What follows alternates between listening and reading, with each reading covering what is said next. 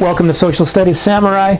In this video, we'll talk about how to respond to the third question on the DP History exam. This is the compare and contrast question. More specifically, we'll look at question 11 for Move to Global War, but it applies to all Paper 1 exams.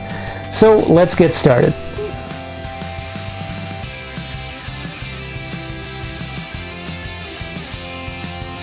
So in the video, we'll talk about the kind of sources you'll see, how to respond to the question, some tips, things to do, things to avoid, and we'll do a practice at the end. Okay, so the kind of sources.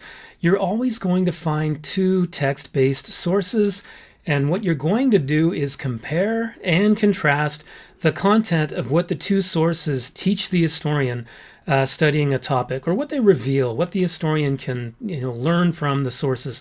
So you're comparing, finding the similarities, and contrasting, finding the differences. Now you should always aim for 3 similarities and 3 differences, but sometimes maybe it'll be 4 similarities and 2 differences, and vice versa. But aim for 3 and 3, and this question is worth 6 points. So the mark scheme. The mark scheme for the third question, or question 11, Move to Global War, it's based on a mark band, right? So let's focus on the 5 to 6 right here. Basically, to get 5 or 6, you have to talk about both sources. Your links between the two sources have to be very explicit, source J and source K, for example. And the response has to be clear.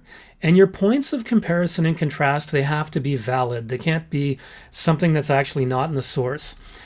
Now keep in mind, if you do not talk about both sources, then you cannot get into the 3 and 4 mark band, let alone 5 and 6. If you talk about just one source, you're already down to 1 and 2. If you only explain or describe what's in the two sources, you're only in the 1 and 2 mark band. So really focus on that top mark band that you see on your screen right now. So when you're comparing, basically what you're trying to do is find the similarities between the two sources. You're looking for the similarities in the content, similarities in the arguments made in each source, and similarities of the perspectives in each source. Sometimes you might not be able to do all of this, but that's okay. You're looking for 3 similarities. Now, when you're contrasting, basically you're trying to find what's different between the two sources. You're looking for differences in the content, differences in the arguments being made in the two sources, and differences in the perspectives of the two sources. And again, you might not be able to find all 3 in the two sources that you're contrasting, but you should be able to find a couple. Very important point. You cannot say one source says blah, blah, blah, and the other source doesn't. That is not contrasting, so please do not do that. So this is how you respond. This is your first paragraph. Now you want to write, or you want to respond with 2 paragraphs. Your first one should be your comparisons. So here are some sentence starters for you. Both source J and K state. Now note in red, that I'm using comparing language. You definitely want to do this. Source J suggests something something. Similarly, source K suggests something something. Again, similarly is that comparing word. Like source J says, da da da da, and source K says, da da da da da. In the same way that source J argues, source K argues. Now note these words that show comparison. It's very important that you do that because it shows the examiner that you're comparing. Source J's perspective supports source K by da da da da. Again, perspective supports. The word supports is that, demonstration of comparing here. So your second paragraph should be your contrasts, your differences. So here are some sentence starters for you. And note in the red, the language or the words I'm using that demonstrate I'm contrasting. Source J suggests blah, blah, blah. However, source K suggests. Source J disagrees with source K regarding, and give your explanation. Source J claims, da, da, da, da, as opposed to source K that claims. Source J goes further than source K by arguing. With the perspective of source J is, while the perspective of source J is, source K's differs with. So note the language I'm using. It shows that I'm contrasting the two sources. Also note, when comparing and contrasting, I'm also making reference to the two different sources. So here's your tip. Use quotes. You'll get this. This will be a little bit easier with the comparisons than the contrasts, at least my students find. Be specific about each source. This is very important. The exams are not every year always source J and K. It could be K and L. So be specific about each source that you're using and use the correct sources.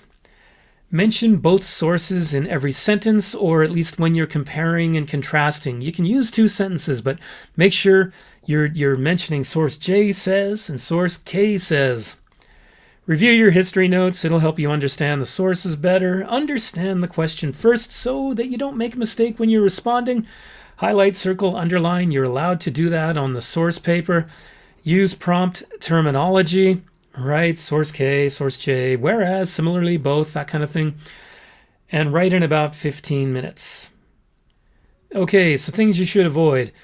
Don't discuss each source separately. You have to talk about each source together. You're comparing and you're contrasting. Compare both sources and then contrast both sources. Compare in one paragraph, contrast in your second paragraph. Don't repeat comparisons or contrasts because you don't get points for repeating yourself. Don't rewrite the question, and don't give a topic sentence or lengthy details. These things waste your time. Don't write background knowledge. Don't write slang. Don't speculate. Don't give opinions. Just focus on what the question asks, comparing and contrasting. Okay, so let's practice. This is the third question on the DP History Paper 1 exam, specifically question 11 for Move to Global War. We're using Case Study 2, Germany, the impact of Nazism on German foreign policy. So I'll give you the source in a moment. You'll pause the video, read the source, make sure you maximize the screen, and then write a response. And then we'll talk about it at the end, or at least I'll give you how I would respond to it. Okay, so here are your sources. You're going to compare and contrast source J and K regarding Hitler's promises to the German people. So pause the video. Write a response. Remember, 2 paragraphs, first one comparing, second one contrasting, and then we'll look at a possible response after that. Okay, so note in the first paragraph I have my comparisons. I've highlighted in green both source J and K, blah, blah, blah. Note another one, it says similarly, and then another one, it says both. I've also got also says in there. So those words help show that I'm comparing. In the second paragraph, my contrasts. See the word whereas, the word while, and again the word whereas. So those indicate that I'm contrasting. I'm showing the differences. In a moment, I'll go ahead in the video and show you, kind of how I've broken up the comparisons and the contrasts.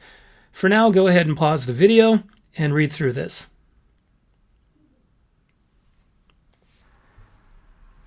Okay, so now you see that I put, for my comparisons, the number 1, 2, and 3, just to more clearly show you the 3 different comparisons that I'm using. In the second paragraph, I've got 4, 5, and 6, just to show you more clearly my 3 different contrasts, my differences. So again, go ahead and pause the video, see how I've written these, compare them to what you've written as a response. There could be other ideas in there as well for comparison and contrast. These are just the 3 comparisons and the 3 contrasts that I chose. All right, so that's basically how you respond to the third question on the DP History Paper 1 exam, specifically question 11 for Move to Global War. So prepare, good luck, you're going to be just fine. Thanks for watching the video. If you're a student or a teacher in subjects like history, geography, government, economics, check out some of the other videos. The mission of this channel is to help students build skills and teachers build their toolkit. So go ahead and subscribe to the channel. We're on Facebook, Twitter, Instagram, and on the web at socialstudiessamurai.com. Hope to see you again.